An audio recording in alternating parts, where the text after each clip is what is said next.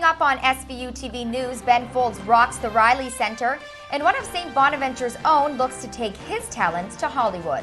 This and more coming up on Sbu TV.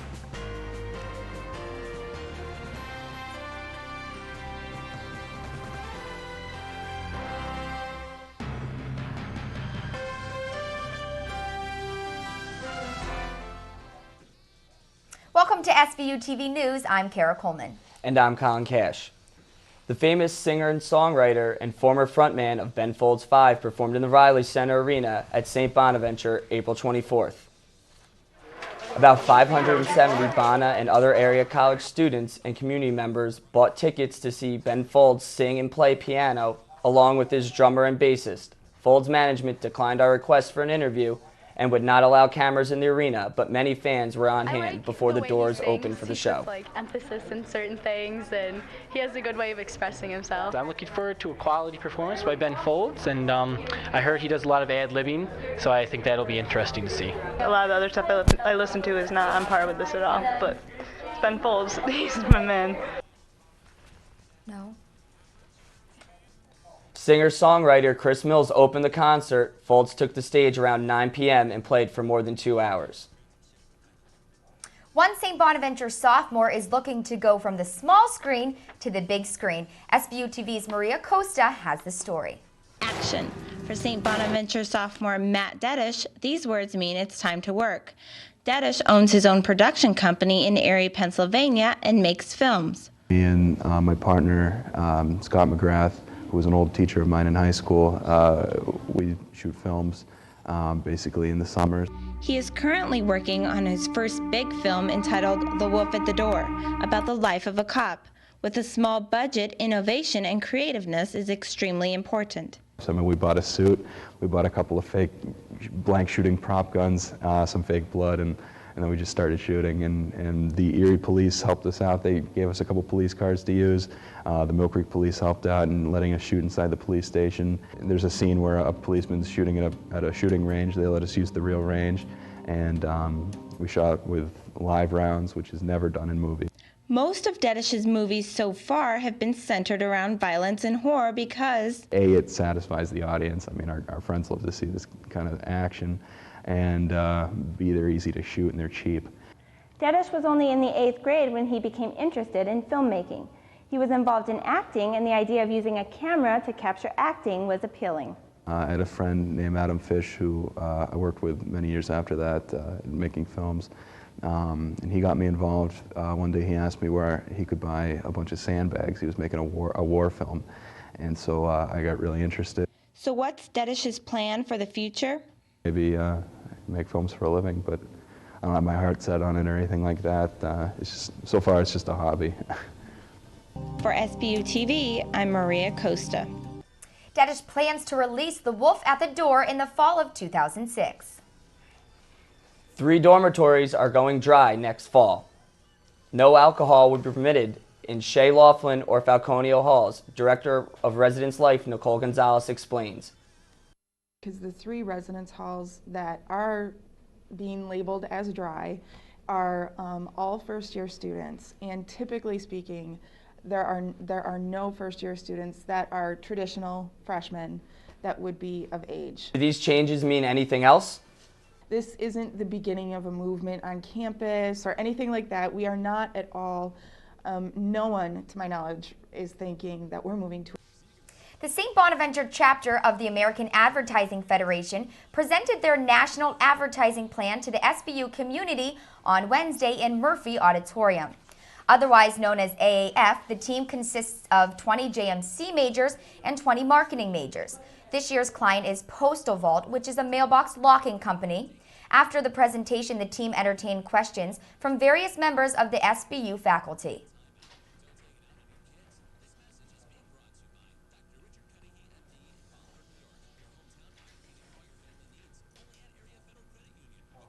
AAF will then travel to New York City May 5th and 6th to compete at the World Series of College Advertising Competition. As college seniors get ready to start the next chapter in their lives, what is the last piece of advice colleges can give these departing seniors? St. Bonaventure has selected former Vice Chairman of the Procter & Gamble Company, R. Kerry Clark, will speak at the 146th commencement ceremonies. Clark was recently appointed President, CEO, and Director of Cardinal Health Incorporated. They are the leading provider of products and services supporting the healthcare industry. Though the initial scare of the avian bird flu has calmed, it is not time to let down defenses. Our own Colleen Hannon reports. A new health scare surfaces and sends the world into panic, then slowly fades away. Doctors around the world are hoping this is the case with the avian influenza. But what exactly is the avian influenza? It's an upper respiratory tract illness, like all influenzas. It can be very life-threatening to those that are already compromised, whether very young, very old, or ill. And this is one where we don't know the outcome. How does this influenza spread from bird to human? Birds crap on the pigs. The pigs will eat anything, and the pigs become infected with different viruses. And of course, the farmer is right there. And you can infect the farmer, and then the farmer can infect other farmers. That's where we get into the contamination of the bird population, and then we would have to do slaughtering of whole bird populations. Let's say if there's a massive Purdue chicken farm or something that had a bird that came down with it, they would have to sacrifice the entire several million chickens. Or if it was a Sprague's turkey farm, they would have to sacrifice all of the fowl that are there. Quarantine is a very successful way of keeping the virus in a certain area. Although the bird flu is continents away, what will Cattaraugus County Health Department do when it makes its way to the southern tier? Hopefully people will react if an epidemic occurs, that they will think of themselves as part of a community and be exceedingly careful if they should become ill. Power advises that people read up on the flu, have a family plan, and wash their hands often. Those kind of measures we're stressing all the time. And the truth of the matter, they would help with a lot of different infections. Most people feel like it's not a case of if, it's a case of when, but the when could be 20 years from now. For Sbu TV, I'm Colleen Hannon. For more information on how to protect yourself, visit the website listed below. The second annual house crawl was held on April 22nd. Over 250 people participated.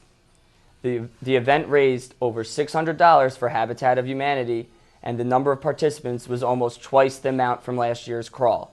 The crawl included dozens of off-campus houses. The town was notified of the event, and the Allegheny police monitored it.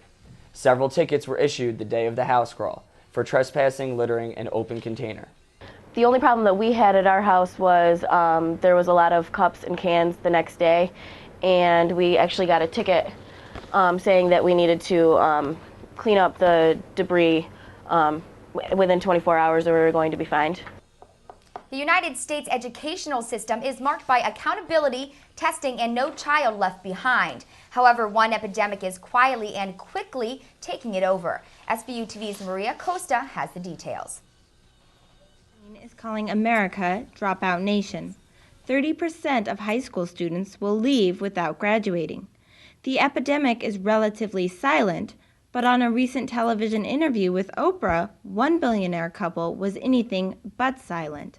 If this were a business, if the educational system in the United States was a business, how would you rate it? It'd be bankrupt. It's failing. You've seen it? Yes, it's absolutely failing. You go to schools where kids don't show up, and if they do show up, they sleep in the back. And the kids, you ask the kids, what are you learning? They literally are learning nothing. Virtually no community, small or large, rural or urban, has escaped the problem.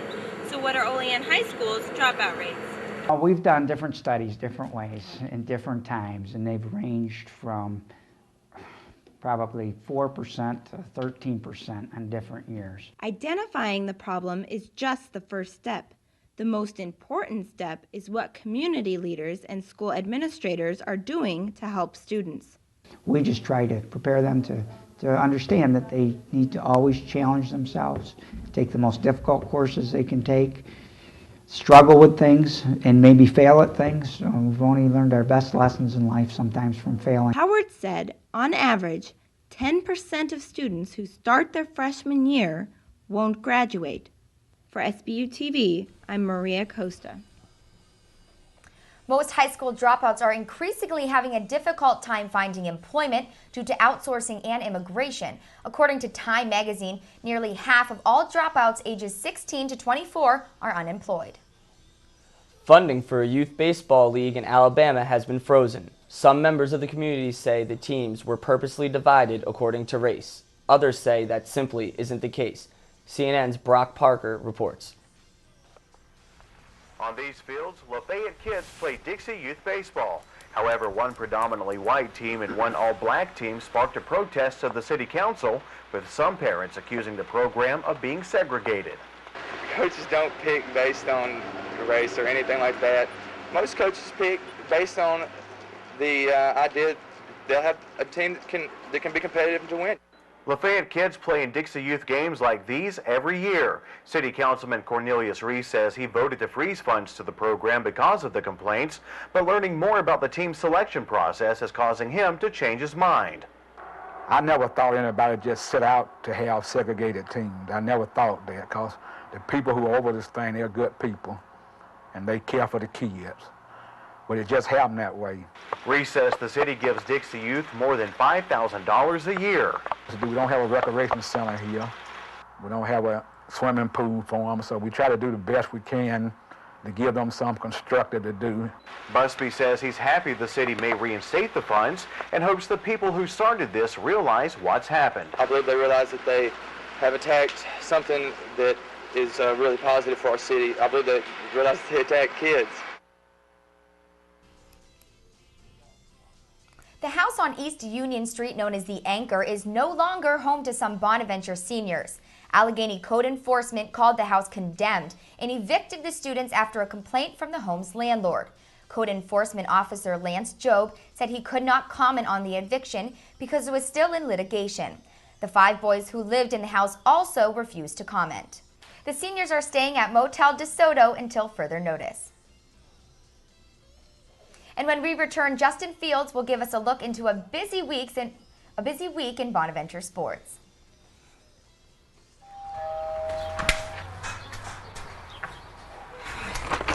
Mrs. Abruzzo, I'm Ed McMahon, and we're signing up people for... Yes, I am. Yeah. Mr. Murphy, Ed McMahon. We're starting up... No. Dreams really do come true. Dinero. No. Yes, Ed McMahon, see. Ed McMahon. And we're having our first Ed ever... McMahon. Yes. Tuesday night at the high school. We're starting up the neighborhood watch in this area, and here's all the information. Stevie, get down here, please. No, it's just 5, 6, 7, 8. No tango dinero. Neighborhood watch. We're having this neighborhood watch, the first one. Right. I'll come back. Bye-bye. Bye-bye. Thank you. Help play a part in the safety of your community. To find out how you can start or join a neighborhood watch, log on to usaonwatch.org. Welcome back. Justin Fields joins us now with sports. Justin? Thanks, Kara. The St. Bonaventure baseball team returned to Audubon Field as the reigning Big Four Classic champions, but left as the runner-up. The Bonnies fell to Canisius 12-4 in the championship game on Wednesday evening. The Bonnies' runs were scored by juniors Josh Perkins, Joe Rizzo, and sophomore TJ Panino. Redshirt freshman Jim Britton picked up the loss. The Bonnies are 16-15 on the season as they begin a 3-game homestand against Xavier. The series begins Friday at 3. Bonnies baseball has gotten off to a strong 9-5 start in the Atlantic 10 Conference this season. The team faced adversity early on as top pitchers Brian Pellegrini and Mike Proctor went down with shoulder injuries. You know, a disappointing thing. I'm not somebody who blows smoke up a lot of people's butt. I went and told them that we're in trouble. I told them, I said, we're going to have to hit a little better, field a little better, and we're going to have to throw a lot of strikes. The Bonnies pitching staff has been strengthened by the surprising play of redshirt sophomore Eddie Williams. Advantage of every opportunity, and that's the type of guy I am. I mean, when it's your time to step up, you got to step up, and so the coach has given me the opportunity to step up. He has been one of the people that has pitched a little better than we thought maybe he would, and has helped fill that void of losing Pellegrini and Proctor. Well, he's without a doubt our most animated guy on the bench and our most talkative person, always into the game. Williams is 3-3 on the season with 1 save and 32 strikeouts. His high-energy play puts him in position to achieve one of his goals. My goal, honestly, is to do the best for the team to help us win. Go just win this A10 championship, just bring the championship here back for the Bonnies. Bonnies softball lost both games of their doubleheader at Niagara on Wednesday afternoon. Senior pitcher Molly McCarthy took the loss in the opener. During Game 2, junior pitcher Christine Kelleher tied her own school record with most strikeouts in a season. Kelleher picked up the loss, and the Bonnies fell to 16-18 on the season. The Bonnies split a doubleheader against Buffalo at McGraw-Jennings Field on Thursday. The Bulls won the opener 3-1, but the Bonnies bounced back to win Game 2 5-4. Sophomore pitcher Brianna Bricker struck out 2 and allowed only 3 hits in the Game 1 loss. Kelleher earned the victory in Game 2. The Bonnies play a doubleheader at home against St. Louis Saturday, starting at 1. Freshman lacrosse player Kate Faas was recently named Women's Lacrosse.com's Rookie of the Week. I got a chance to take a look at Faas's season.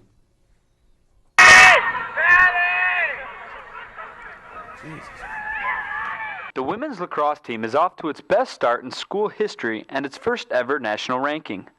One main reason for the team's success is Number 22.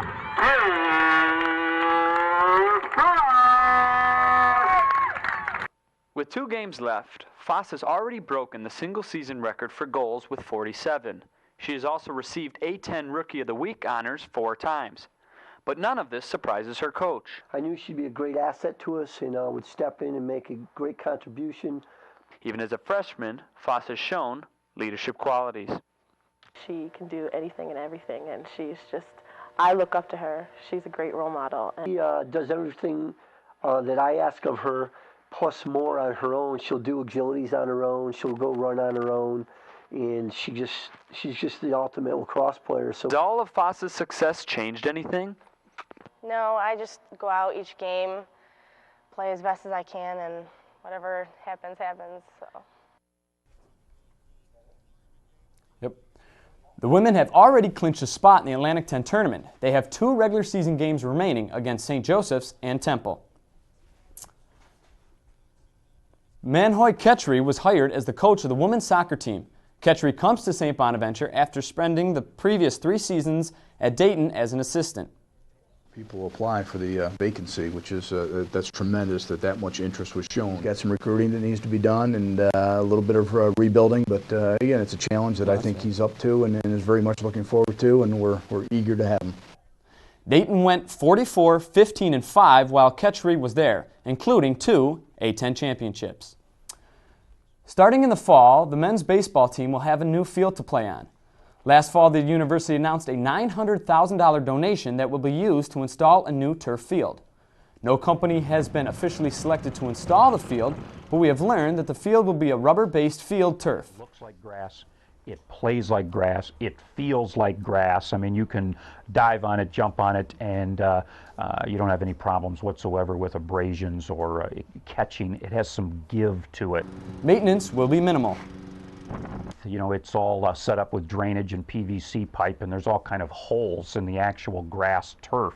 So whenever it rains, it just goes right through that, so that you never have to cover your field again. The water will go right through it. The only thing that will ever be tarped again will be the pitcher's mound and the home plate area, because they are still dirt. The rest of the field will be a tan turf that resembles a dirt infield. It looks like a baseball field, traditional as far as grass and dirt, but it will all be turf. Demolition on the field will start 2 days after the team's final home series against Richmond Monday, May 22nd. According to Sudbrook, installations of the field turf will begin at the end of July or early August. And that wraps it up for this week in sports. Thanks, Justin. And that's all for Sbu TV News. I'm Colin Cash. And I'm Kara Coleman for Justin Fields and all of us here at Sbu TV. Thanks for watching.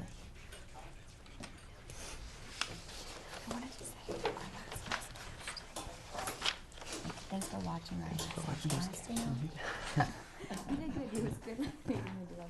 I wanted to say thanks for watching our last newscast. Oh, yeah. Signing out forever. It's too bad.